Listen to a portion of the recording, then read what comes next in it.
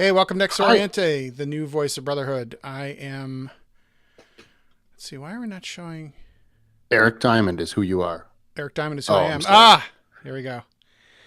That's Eric Diamond Joe. is who I am. This is Jason Van Dyke, and we have a special guest tonight, Joe Crociata. Joe is probably Joe. I'm not. I hope I'm not going to embarrass you, but you are probably the finest Masonic speaker I've ever heard. I'm now embarrassed. And actually, it's I should. For him or for you? Joe's been a friend of mine going on It's 15 gonna be years one of now. those shows. Going on 15 years, and he is the former Grand Master of the state. No, not the state. The District of Columbia. And I've always described you in print and otherwise as the Mason that I want to be when I grow up. Which I made me think we're laugh. beyond that hope. So, so tonight we want to talk to you about something called the Table Proceeding, and Joe is here because Joe, you've been kind of instrumental in the recreation, care, feeding, and what would be the Renaissance. word? The Evangelism, Renaissance. Renaissance. Actually, you're giving me far too much credit. The only thing I was involved in was bringing the English Forum to the District of Columbia from New York. Mm. The hero of the story about everything you've just described is a fellow by the name of John Mauck Hilliard, who I figure we're probably going to wind up talking about before the evening's out. Oh, great. Okay. Well, before we get to that, like let's talk a little bit about what is a table proceeding and how is it different from a table lodge? Or is it different? Oh, yes, it is.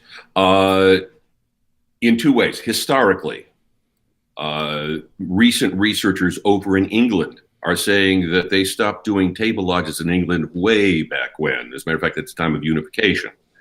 However, they are saying, and in things written as recently as 2015, however, they're still doing table lodges in the United States, and that's true. A table lodge is actually a table proceeding which is actually involved in an open lodge. That is, the lodge is opened usually on the entered apprentice degree. A table is arranged either in a U shape or actually for a table lodge, more often at a regular square shape. And the business of the lodge of some sort is conducted. It is a tiled effort and therefore comes under the purview of any grand lodge under which a table lodge is held.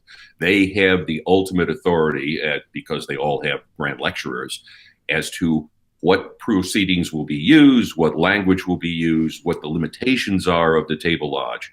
Whereas a table proceeding, or we'll call it one of two things, it's described as either a festive board or a lodge of table instruction.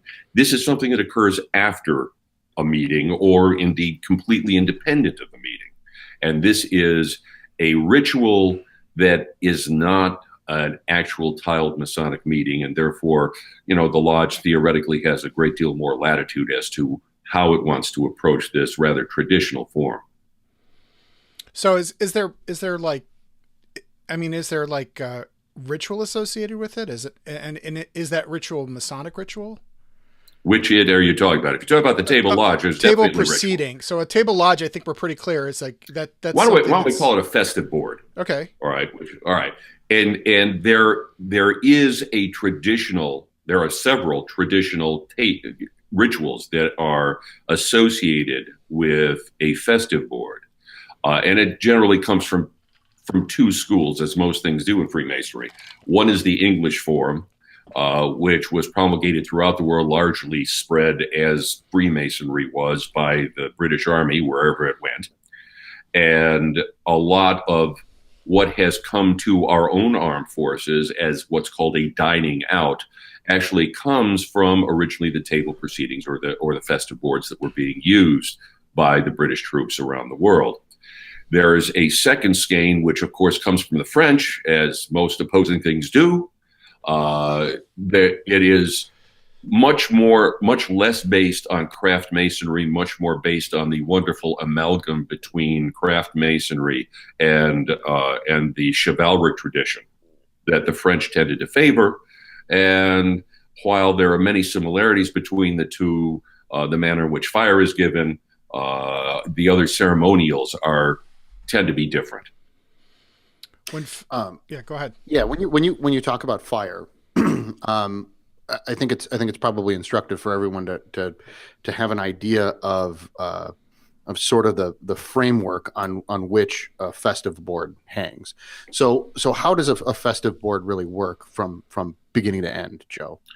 Sure. A festive board will begin by actually being called to order, not by the worshipful master, but by the toastmaster, who is the fellow who is designated for the evening to actually run the show.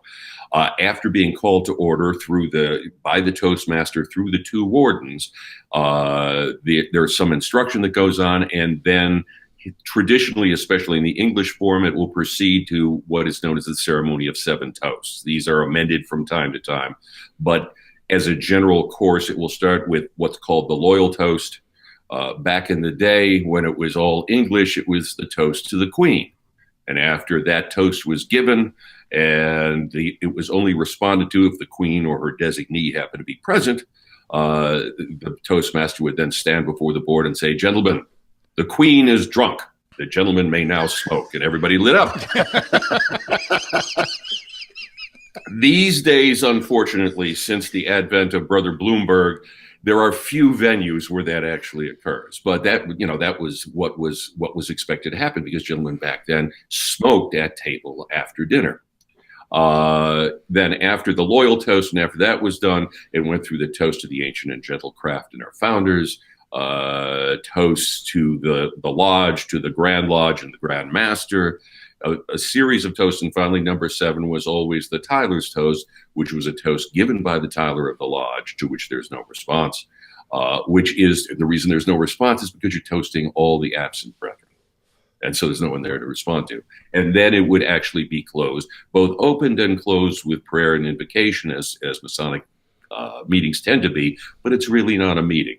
This is something that is held usually these days. I'm willing to bet there are more open festive boards, that is, festive boards where non-Masonic visitors are permitted to attend, than closed ones, but they happen both ways. But this is not a tile function.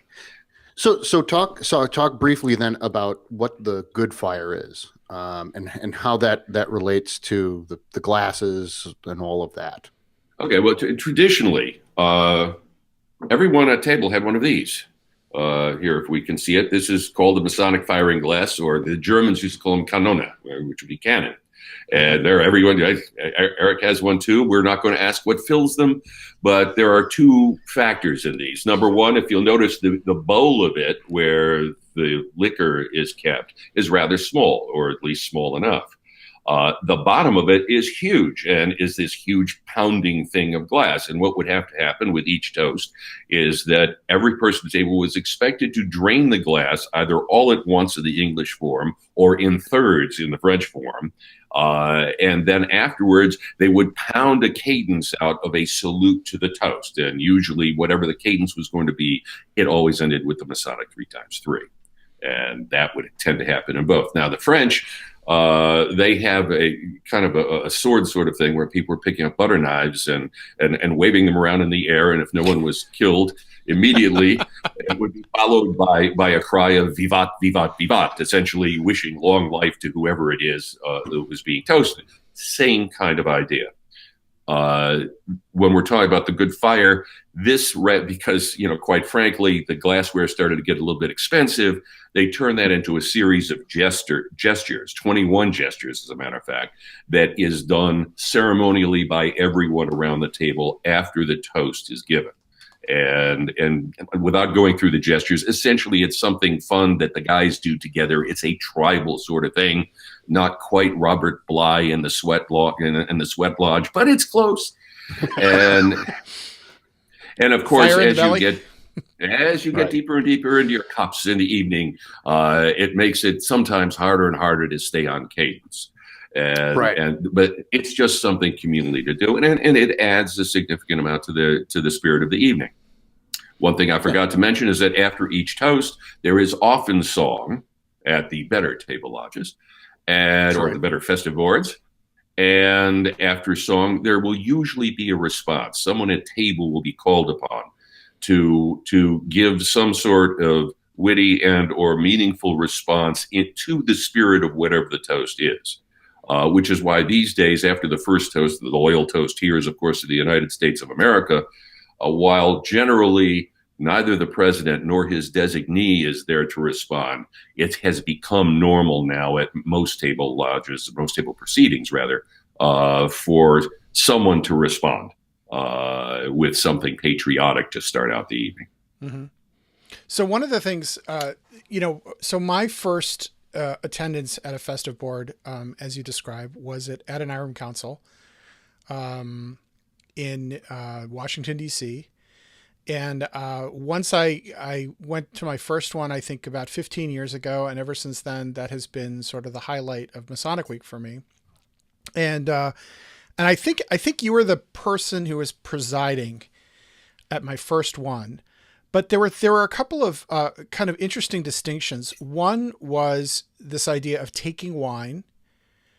And what I should point out too, that there was a little bit of instruction sort of before the festive board got underway. But there was this sort of explanation of taking of wine, a toast, and the response to the toast. And can you give me like just a sense of like what the differences are between each of those things and how they're distinctive? Sure. And here we go back to John Malk Hilliard, who essentially, in my view, was responsible for bringing back or resurrecting the entire table proceeding tradition in the United States. You look back historically, and while everything was a table proceeding when Freemasons started, because we were back in the taverns,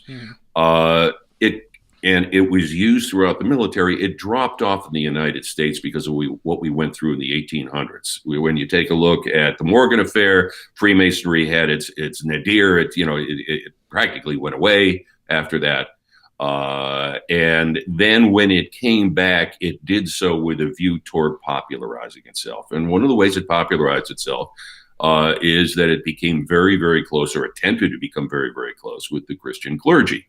And as a result, Freemasonry in the United States became what looked to be an adjunct of the WCTU. I mean, it was generally liquor or alcohol was not involved in Freemasonry or vice versa. Out where you are, Eric, in California, I know that there was Grand Lodge Code to the extent that anyone who was involved in the purveyance of alcohol was not permitted to become a Mason.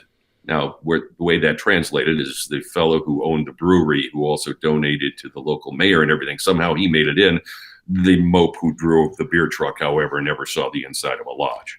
But it was that kind of thing. Well, obviously, in the face of that, a table proceeding turns into kind of a difficult thing to pull off with any amount of enjoyment. As recently as 1941, the Grand Lodge of Iowa put out guidelines, and it said the question, "What shall be used in drinking the toast?" can be answered easily: water. I said it says it. Yeah.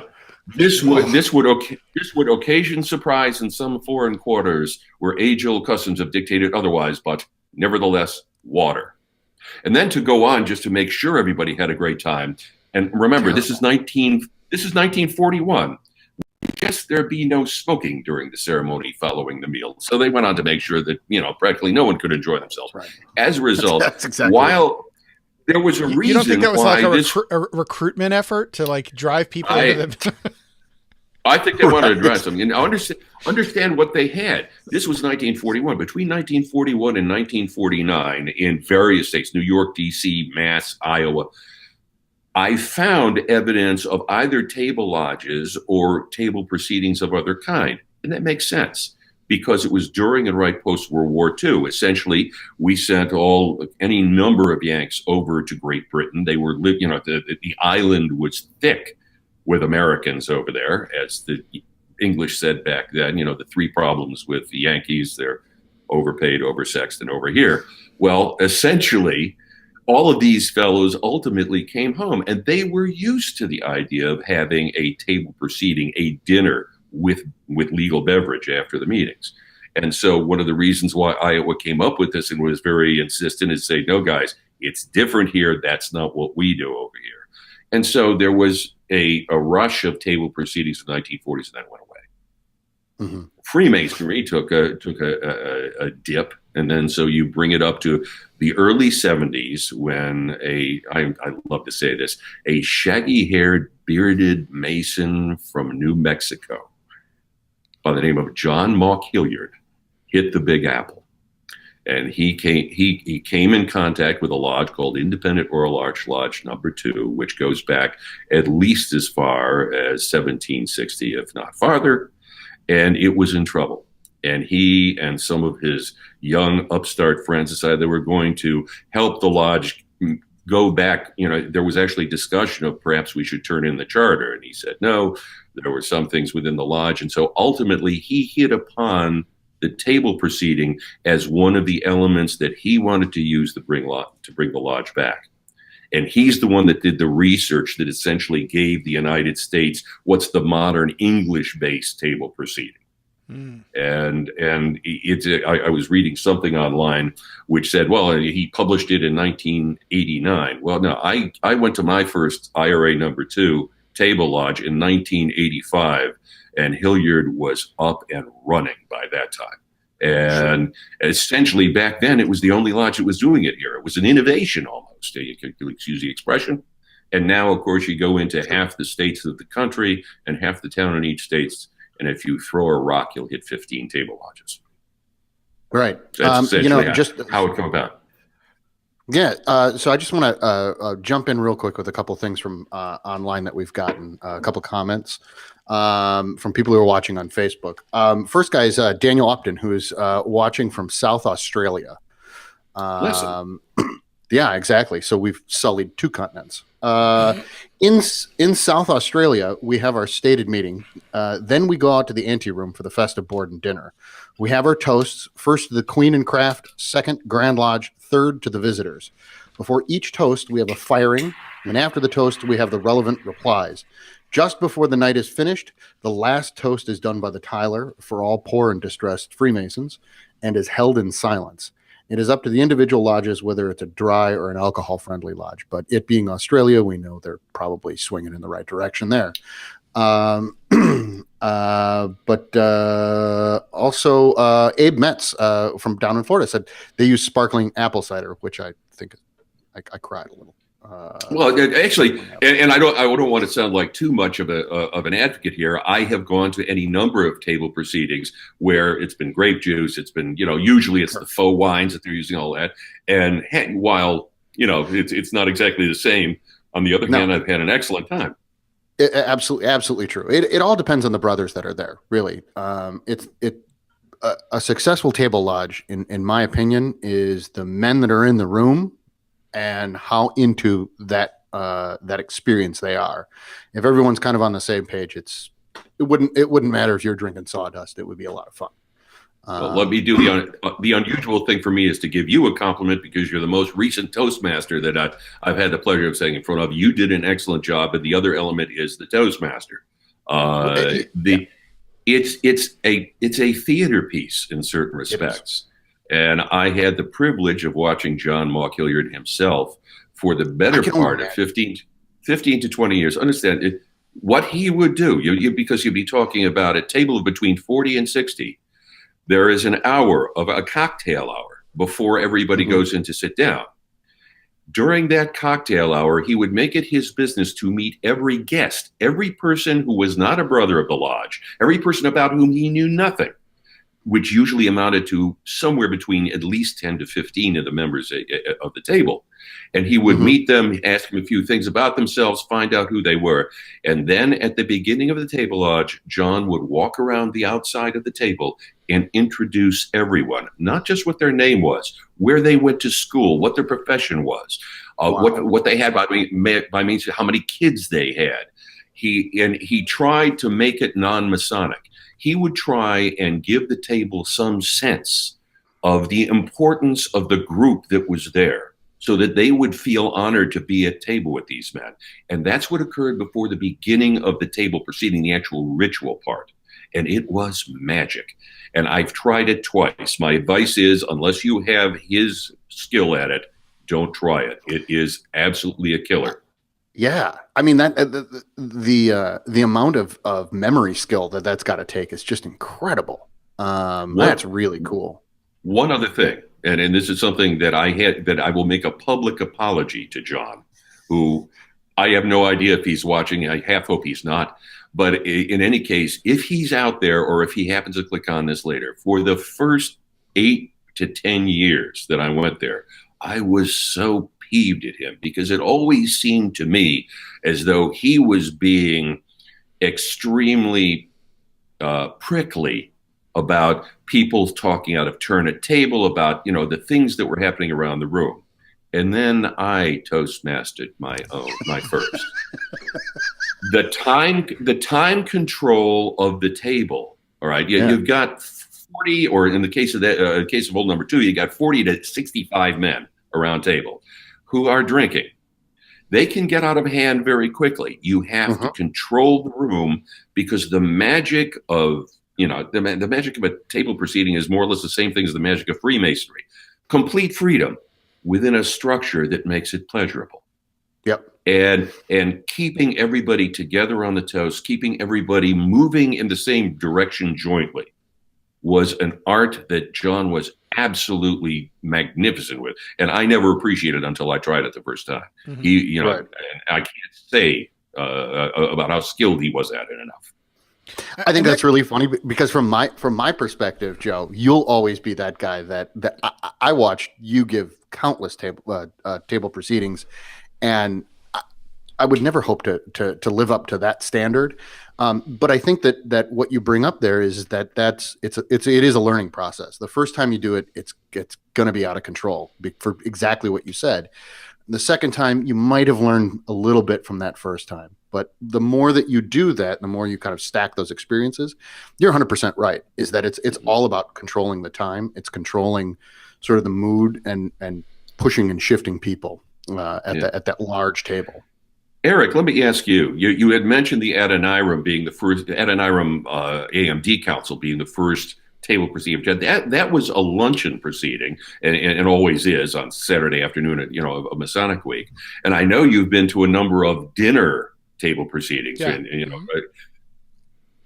What are the differences you find between the two? Is there a different flavor to the two of them? Is there a different vibe?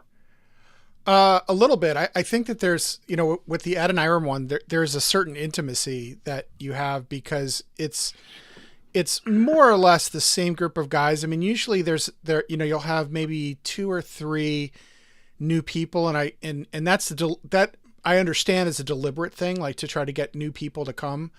But there's this sort of intimacy that people have when you see the same people year after year. That you don't, and it's hard for me to judge it, because the Adoniram one I go every year, and the other ones I've been to once or twice or a couple times. I remember the first one that I went to at old number 2.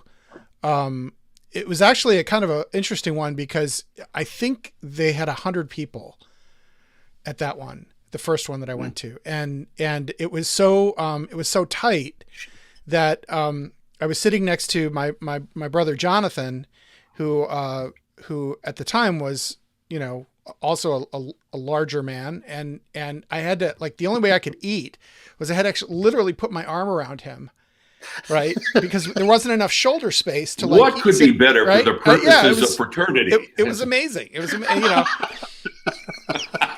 and then it was all planned out, Eric, is what he's saying. And then I think there were like two physicians in the room who got called away because they were on call, and that allowed people to spread out to the tune of about an inch, which was enough to actually use 2 hands, in at the table. But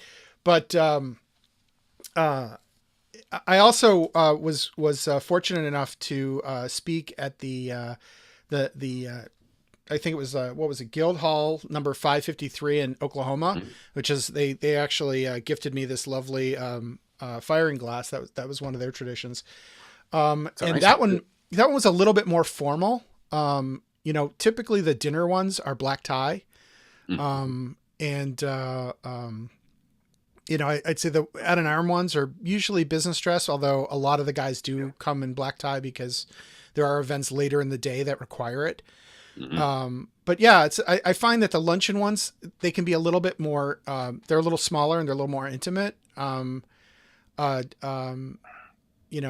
don't generally have a preference for either one. I think what's more important is how the ritual, and how the order is performed. And that kind of leads me to my next question, which is, like one of the things that and we've done it a couple times at my lodge in Chicago, and it hasn't gone quite as well as I would have liked it to go. I think it's just a question of experience. So I remember the first time we did it, we went to this Chinese restaurant, and the way that they arranged the tables was like as if you were at a wedding, right? So they had like, smaller round tables around the room. That's always a problem, right? You need to have a certain kind of table arrangement so that everybody can kind of see everybody else. Otherwise it doesn't, you have people kind of turning around and craning their necks. It doesn't work as well. But one of the things that I find is that I always learn most in hearing, what not to do. So like how can a table proceeding, a festive board, go horribly wrong?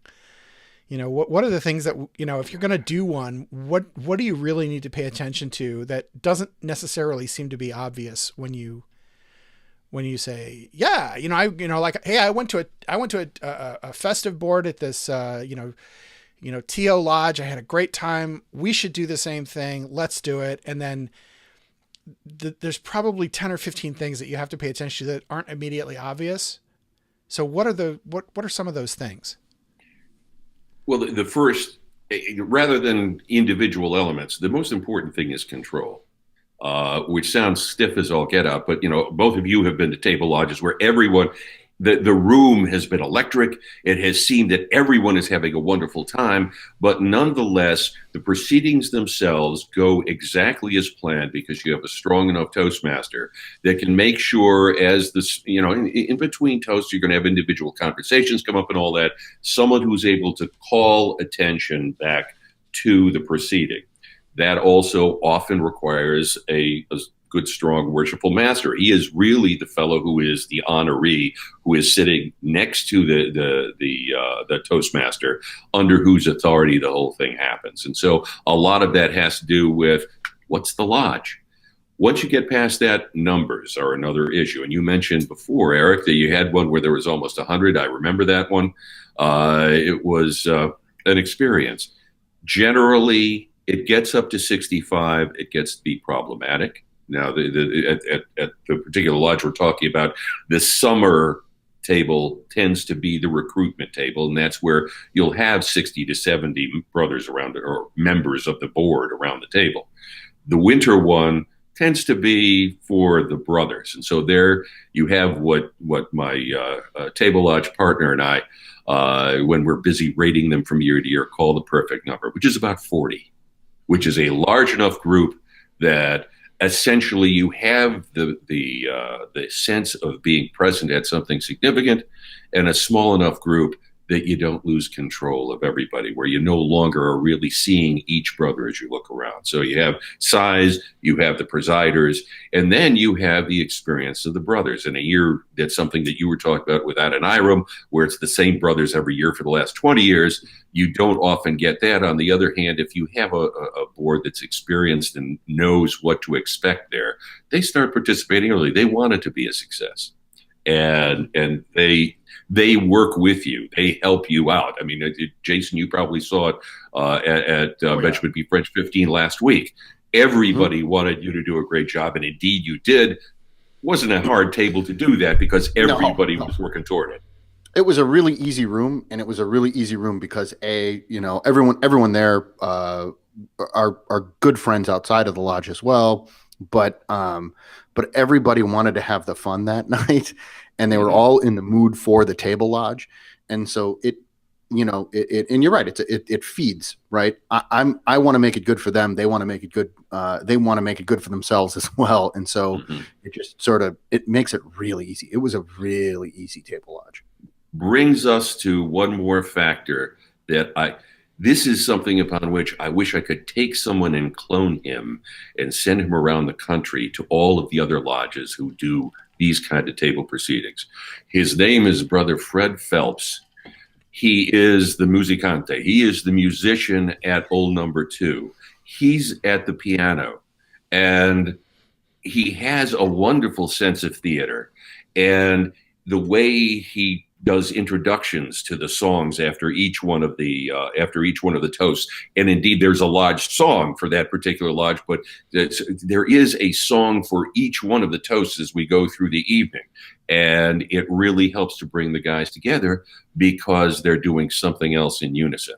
If we could, so many lodges get so close to a really fine proceeding, one that we'd say would be over the 80th percentile, but they don't have the tool to fall short because it's time to sing whatever it might be, America the Beautiful, and you have the tenor that starts out, and half of the board can't sing up that high, and they're searching around. You have people in like 4 different keys. One of the most amazing things about being in England for the 300th anniversary last year was listening to a few thousand English Masons singing, admittedly, hymns that they all knew from church. And it was unbelievable. In the Grand Lodge of the District of Columbia, they've just founded a Masonic choir. They were so inspired by this. The music can really add something to it. And that generally requires somebody who knows his way around a piano or some accompanying instrument and knows how to bring the guys along. So wait, let me ask one question real quick, because I would love to know this. So we've all been to these table lodges. What is the best table lodge that you've ever been to, and why? What's the best night it happened? Like what's the night that gave you the chills and that you thought to yourself, yeah, this is exactly what this should have been? There have been about 3 or 4 of them. I go to the table lodge. I've been going to the Old Number 2 table lodges since 1985, and I think I have missed 3, 2 of which were because of some unpleasantness on the Grand Lodge side where I could not attend. Only 1 have I ever missed because of a conflict, and there was a medical thing that I just had to be elsewhere for a family member. The fellow I go with, who always sits to my left, is a brother familiar to all of us, and it has gotten to the point where right after about every table lodge, say, okay, what percentile do we put this? The most recent one we put around the 80th, and it was a very good table lodge. You get up to those numbers, yeah. I mean, the guys are hitting on all cylinders. We had a couple, which I'll tell you, a good one and one that was good, but that scared the ever-loving heck out of me. We had one where the responders that we had were fellows of the caliber of whom I'm thinking of. The recent Grand Lodge officer down in Oklahoma was the secretary down there. Help me. Right. I know who you're talking about. Bob Davis. Bob Davis. Yeah. There you go. Yeah. Bob Davis was one of the responders, and he was. And while Bob, whenever he walks in, he will take the room. He was one of a half dozen responders that absolutely hit the mark every single time. And the fire was crisp and the music was wonderful. And this was one where there was like 45 to 50 there. And there's a room now, Old Number 2. We've gone through a number of iterations of where we start. When I started going to these table lodges, I wasn't early enough to go to the early ones because they started at the Harvard Club in New York. Then they moved on to the Williams Club. That's where I joined up. Then they spent 1 year at the when they opened the Penn Club, and they've been at the Yale Club ever since. And on the second floor of the Yale Club, there's a room which is essentially It's not really a banquet hall, but it's all stone, and it has 14-foot glass windows. And because you're on the second or third floor, you're right across this. You're right across the street from Grand Central Station, but you're right across the street from the third floor where all the bas relief and the street lights are carving into the stonework and the statues and everything. It's just a magic place. That was the place where that table lodge was. And because and it being stone, it's a man's sort of, it gave some feeling for where our fraternity came from. And that was one of the things that just made it magic. Mm-hmm. There was another time. I'm sorry? I was going to say, what about you? I'm sorry. I didn't mean to cut you off, Joe. No, Eric.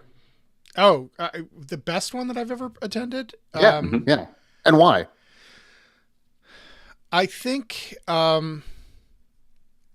it was that first, the first one that I attended at Old Number 2. And the reason was the room was outstanding.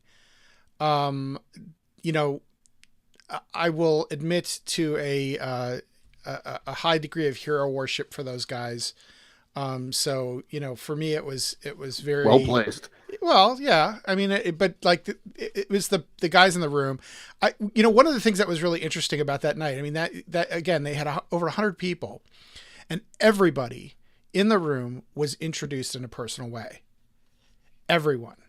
And that impressed the hell out of me. I mean, that was really amazing that I felt like I knew that I walked out of that room with 100 friends that I didn't have before. Right. So that was kind of a magical moment for me. I would say that's probably been the best one, but they've all been good. I mean, I've not been to one that I would really be like, have either of you seen the movie The Good Shepherd? Oh yeah. Yeah.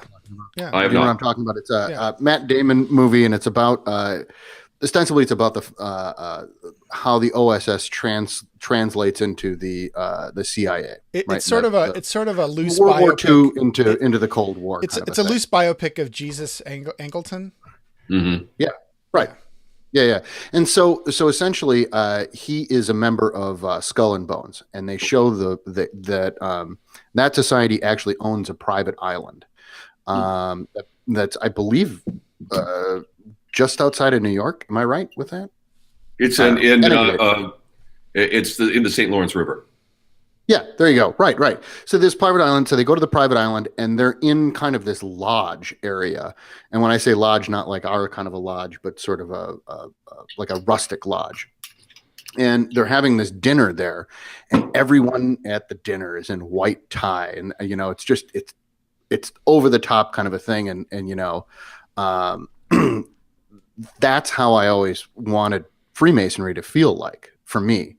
And the time that it felt like that for me is that we did a table lodge at the Colonial Lodge, and we did it in downtown DC at the Oddfellows building. They have a big high-rise building downtown, and they had gotten the room such that they had candles going.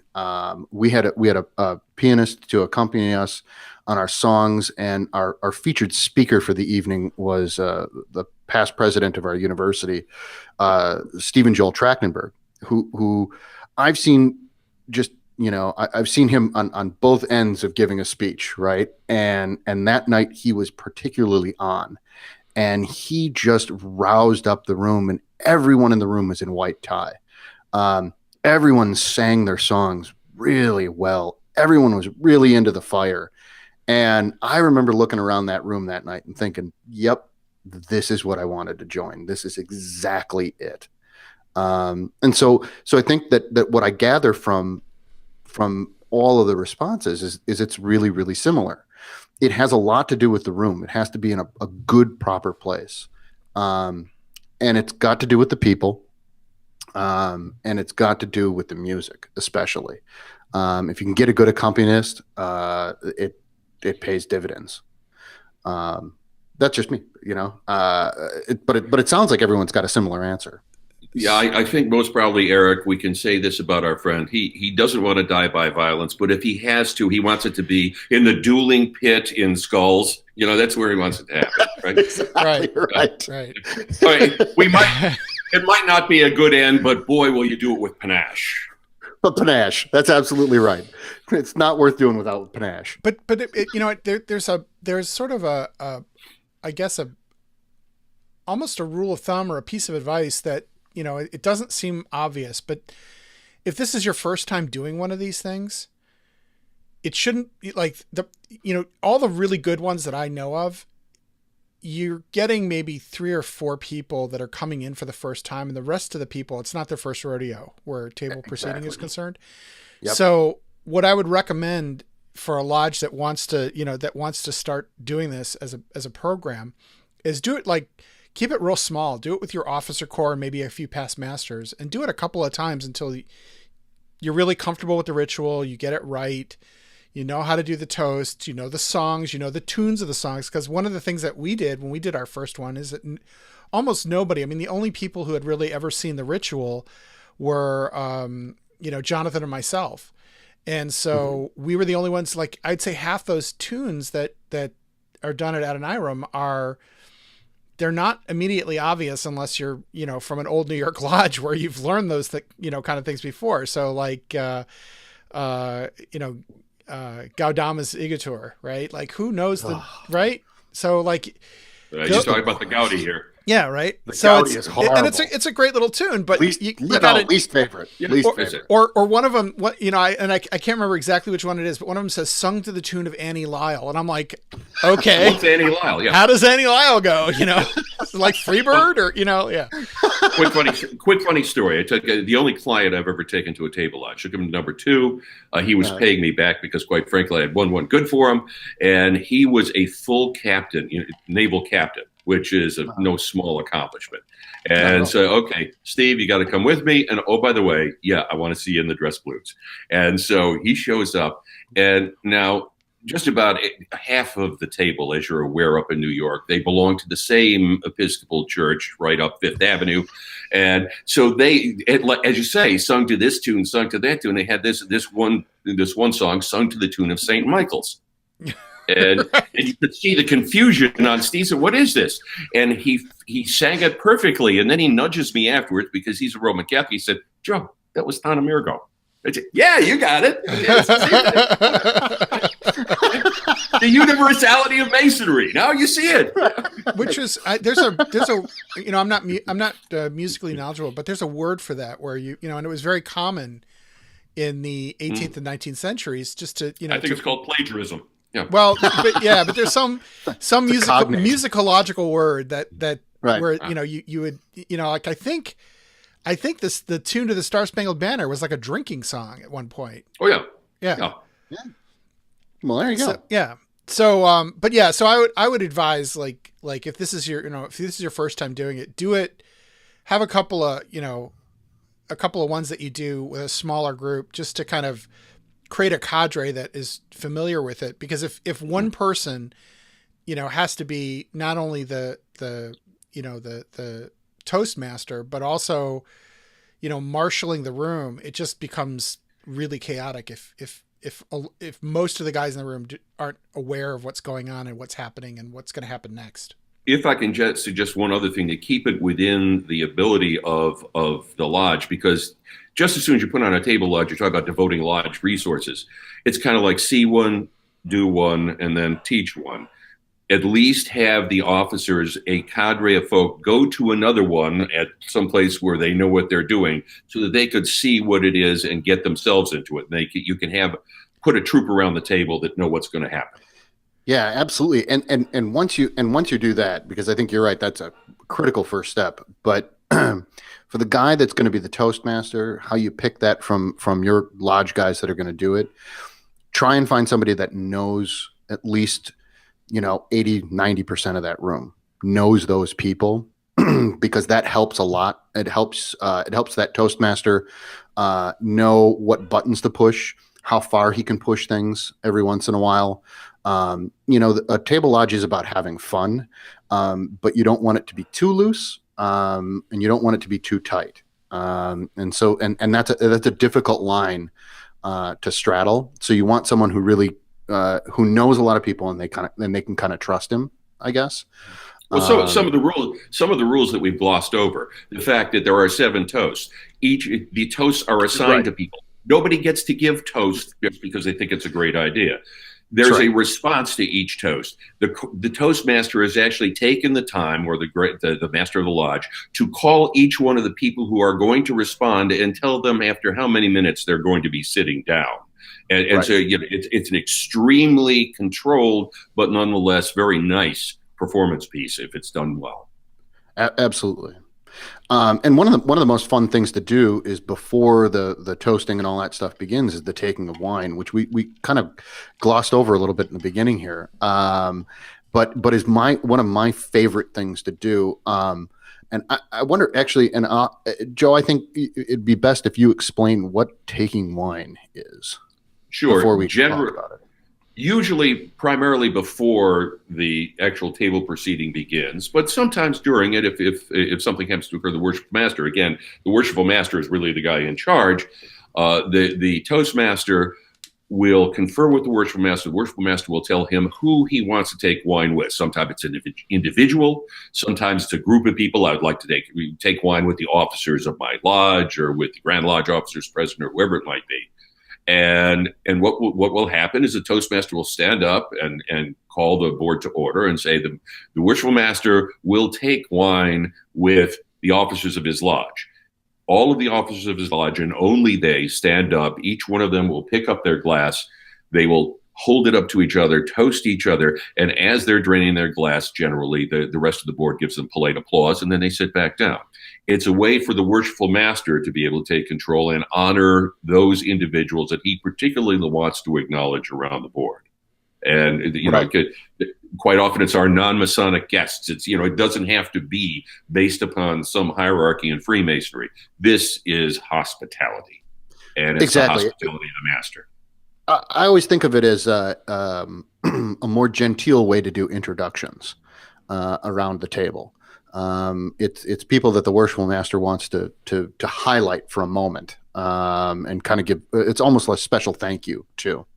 But it can also be used as a lot of fun. One of my favorite taking of wines that I've ever seen was a Toastmaster who had stood in one of our local lodges and invited those who had passed the bar in the state of Virginia to take wine with the master. And as one of our past Grand Masters was about to stand, he said, "Oh, excuse me, the first time." And so he had to sit down.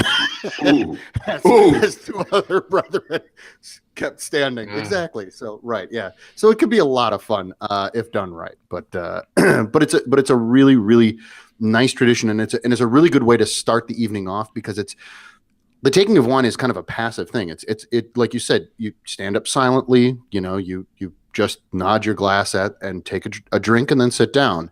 And it's a good way to set up, hey, the next 7 toasts that we're going to do, these are all written down. This is nothing else for anybody else to do. So, and I should point out that the taking of wine is a silent ceremony. So nobody talks, nobody, it's a completely silent, Yeah.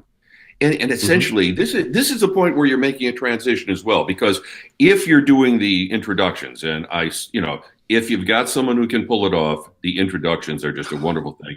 But generally, you're making the introductions about people's profane lives, about their non-Masonic activities, about their families, about their education, about their business. And here, often the taking of wine has to do with their Masonic life as well, and it just elevates the room that much more. Yeah, totally. So let me ask you guys a question. So, So a while back, one of the things that you mentioned was that you invited this guy who was, a client of yours in the Navy, and was he a Mason? No, so never will be. So, yeah, hey, he said no. That was so definitive. So who gets to come to these things? Are ladies invited? Are non-Masons invited? There are 2 things. As far as ladies, we at Benjamin B. French number 15 back in the early 2000s, we had a number of programs that we put on during Masonic Week. We took over the Holman Lounge over at the National Press Club and had programs, presentations. And at one time, we did a table lodge where the only toasts were given. There were 4 toasts. They were given by ladies. Ladies were present. Certain parts of it worked. And quite frankly, the toasts were very good. I better say that. My wife gave one of them. It was terrific. But by the same token, we made a mistake. We did the good fire, which is great among a bunch of guys who are used to doing this sort of tribal thing. Not so good there because, quite frankly, I had not complaints, but comments by the ladies afterwards. They thought it was silly. It didn't make any sense to them in that context. And so, there's that. However, the Grand Lodge of England has what they call a white table. And the white table is something that is made for a proceeding after lodge. And I know it's getting dark in here. I'll turn on the lights in a second. A proceeding after lodge where you have ladies at table, but it's extremely truncated. There are like 4 or 5 toasts. The only toasts that are responded to are by like the provincial grand master if he's present or something like that. All of the wine takings are the master and his lady will take wine with, so-and-so. The Tyler's toast is forbidden and there is no fire given. So, that's the way through the years they apparently found the same sort of thing, or their wives told them they should find it. And yeah, so, that's interesting. Yeah. Now, as far as non-Masonic guests, we frequently have them over at number 2. It was a recruitment tool. And one of the things that, people can get into this. There was a fellow in Chicago who was one of the most preeminent. He was a preeminent Scottish Rite Mason and York Rite Mason in Chicago, who was a good friend of Terry McCammon that we were talking about earlier. And Father Deutsch, originally his reaction to the whole idea was, oh, they're over there acting like a bunch of Englishmen. And then he went to his first one over at number 2, and he petitioned the lodge. All right. You have to actually experience it, to get an idea of what the flavor is and how special it is to us. Mm-hmm. Yeah. And going back for a second about the ladies being there, we did one at Benjamin Brown French. It would have been, I think you're probably right, early 2000s. And my wife came, and to this day talks about how much fun that was. And we gave the good fire and everything. But she just absolutely enjoyed the heck out of that experience. She thought it was a lot of fun. The other thing is that the Colonial Lodge, we do a festive board that's part of alumni weekend for GW, and we invite any alumni that want to come to a truncated festive board. We do, I think, 3 toasts or 4 toasts. We do it in the afternoon, so we use mimosas, and it's a lot of fun. And we get pretty much, I would say, 40% of the people that are there for this little festive board are non-Masons, and maybe 25% of them, 50% of those 40%. Have no desire to be Masons, but they want to come and experience this and see what it's like. And it's men and women, and it's a lot of fun, and it's a really good time.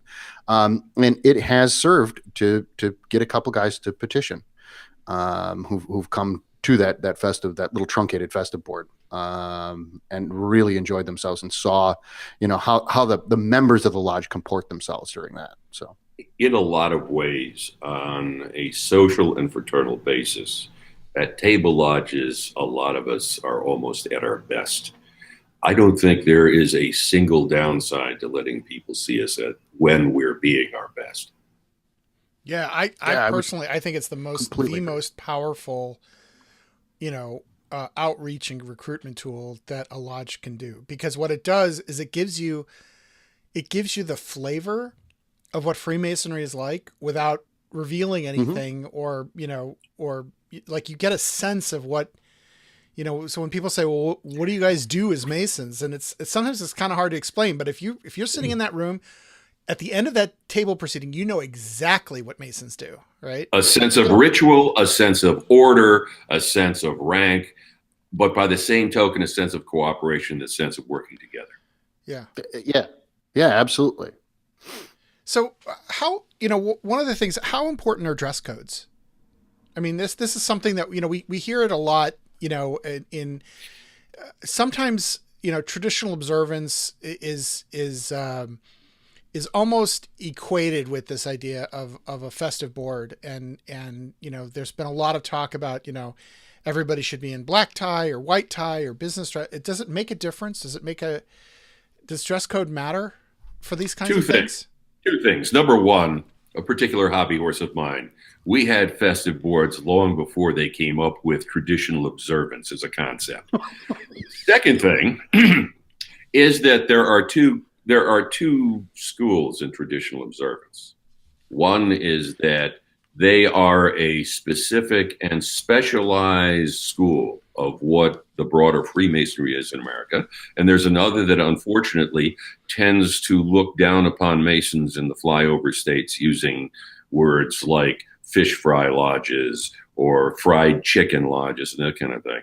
I told a funny story at my last table lodge. Last time I was out in Chicago, my buddy and I had to go out and went to the 50-year pin presentation of the fellow who was master when McCammon was senior warden and I was junior warden, or as they call that, the concentric circle of Masonic hell. So but because he put up with it, he deserved to have us out there. So I flew out, and it wasn't until after I had committed to fly out and all that we found out it was Hawaiian shirt night. Now, I had never been to an Hawaiian shirt night before. And of course, McCammon said, well, luckily I don't have an Hawaiian shirt. So of course I brought him one. And there we are. There we are sitting on the sidelines, Illuminati without a clue, while all this is going on. And what we saw. How did you tie the bow tie under the Hawaiian shirt? I just hung the past Grandmaster's jewel there and let the bling speak for it. But which I didn't really do. What we saw at this lodge meeting was precise ritual. We saw guys who were not only doing the charity we expect of ourselves as an organization, but the relief to each other, which is, you know, if anything, a more endemic and more historical part of what we do. They were just excellent.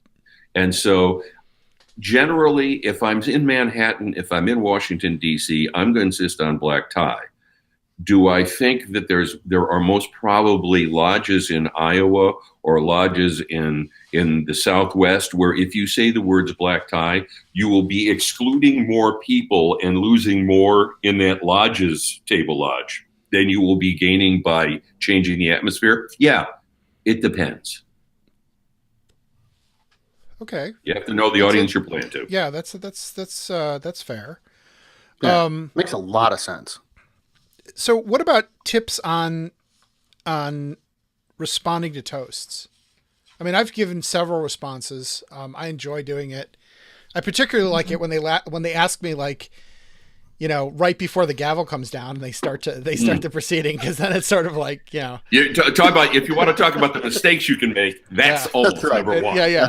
Absolutely right. It's just playing Russian roulette with that. Generally, all right. This is where you're breathing. I reach back to the second degree. This is essentially in responding. If you're actually going to do a Masonic job of it, you're reaching to the trivium and the quadrivium. You're taking the experience of life and attempting to present something that brings it back and relates it to the toast that's just been given.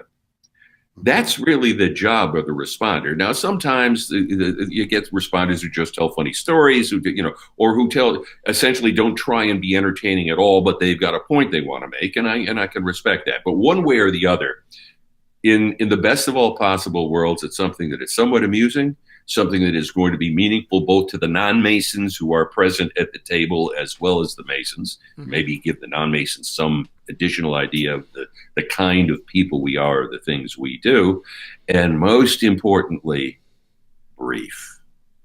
The longest response that is permitted in number 2 where I go is 7 minutes, and that courtesy is only extended to 1 or 2 guys.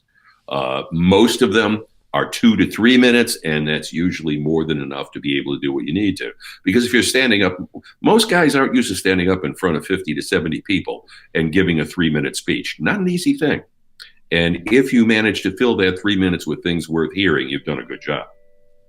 So, in thinking about like the order of how sort of a classic table proceeding goes, right? There's a little bit of opening ceremony, right? You might have taking of wine after that or right before that. Typically, then the dinner's served, right? And then you essentially, I think at that point, the only ritual that I'm aware of is if there is taking of wine during the meal, right?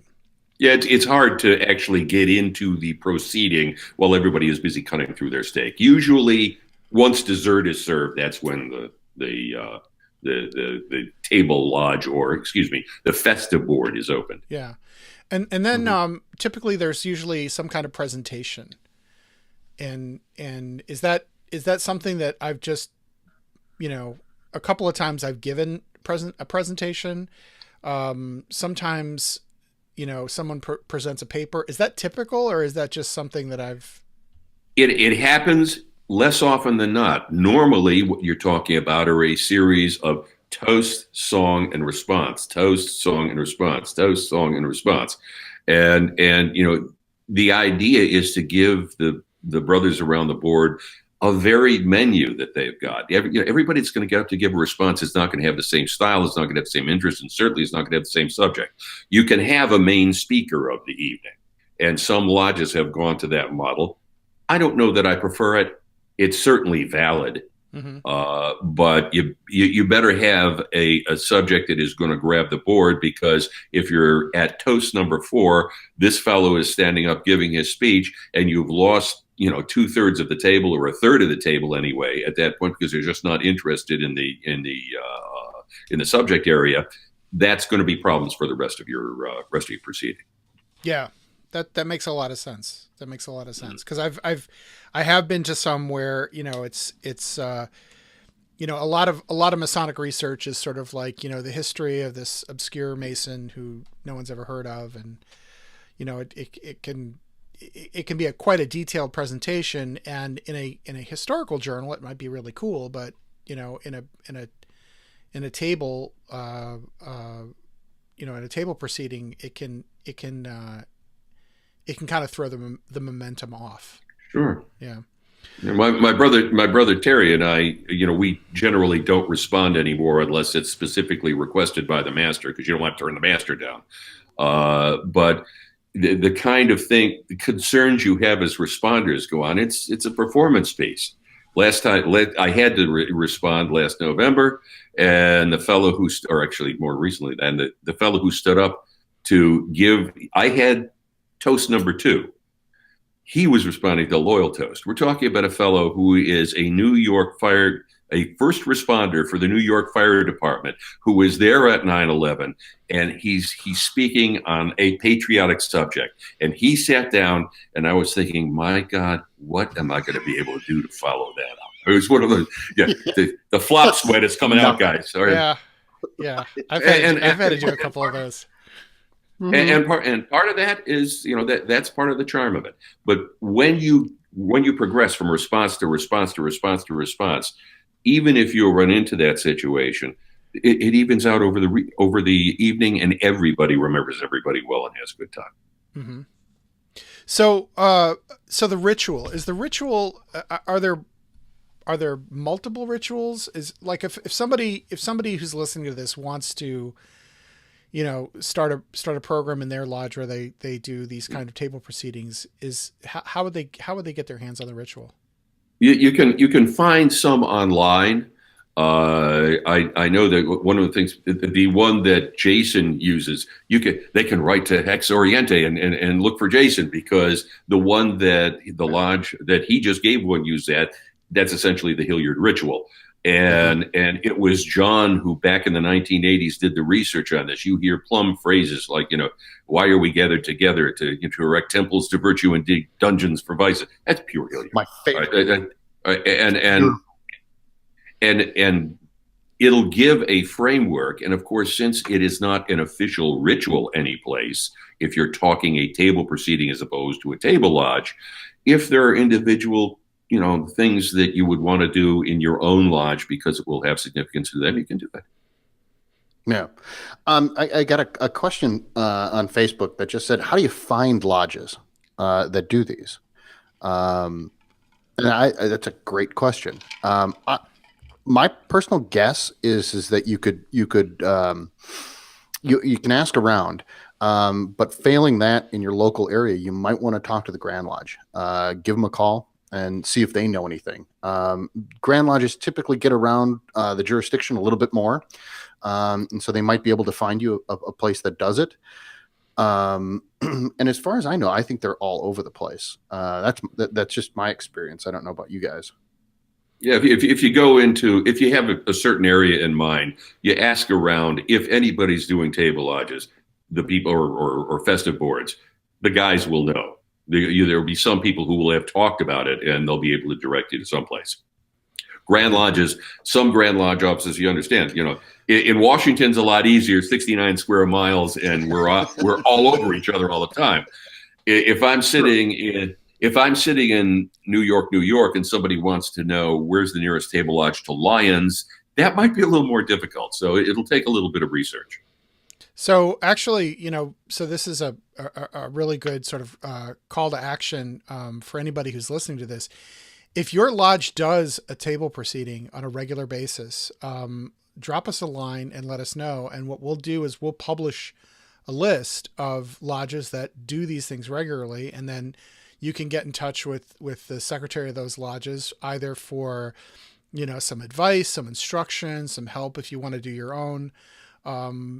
Maybe you can swing an invitation, although don't be pushy about it. And if you come from another grand jurisdiction, contact the lodge through your grand secretary. Yeah, absolutely. Yeah. We don't want to breach any protocol. Mm-hmm. Wow. So we're at 1 hour, 7 minutes. Joe, thank you so much. This has been an amazing show. Awesome. Delighted. Yeah. And we hope you'll come back soon. What I'd like to do to close the show is I'd like to demonstrate the good fire. It's so dangerous. Why? Well, all right. Okay. Can we do it? I'd like to just, I would dissuade you. I would dissuade you. No, one of the things, and it's your show. All right. On the other hand, I will tell you that I think that's one of the draws that should be impelling people to come to a table lodge, to find a table lodge. This is something you're going to want to see, and seeing it done on a screen, you got to see 40 guys around a table or 50 guys around a table joining together in what might be a ridiculous little ceremony, but just takes the energy of the room and drives it through the roof. You know what? I agree with Joe on that one. Okay. 100%. I will concede. It's more impressive with like 40 guys doing it together than it is with 3 idiots sitting in a row. Speak for yourself. I'm glad we have that defined. two idiots. I'll let you choose. All right. Well, then I will simply just raise my glass and toast. Thank you, Joe. Thank you, Jason. Thank you to our executive producers who make this show possible. We have some new ones this week, and we're going to do a credits update, so they'll appear on the credits last week. Again, let us know what you think. Drop us a line at xoriente@gmail.com or leave a comment on Facebook on our Facebook page at facebook.com/X-Oriente, and let us know what you think. And let us know, of course, if you are doing table lodges on a regular basis. And if you need some table lodge ritual, let us know as well, and we can probably cobble some together. Yeah. So actually, what I was thinking, Jason, we can talk offline, is putting together kind of an instruction kit, and making that available. And maybe if we can make it nice enough, we can charge a little bit for it, and then raise some money for the Masonic disaster relief, because we're coming into hurricane season yet again. Puerto Rico, Houston were hit really hard. I just read about there's another jurisdiction. I think Guatemala had some volcano. They had a volcano erupt. So these things are happening. The calls are going out for help. So if we can put something together as a fundraiser, we'll certainly look into that and do that. Mm-hmm. Anyway, thank you for joining us. Thanks for the people who came to the live stream and who contributed with questions. And until next week, Fiat Vox, everybody. See you, everyone.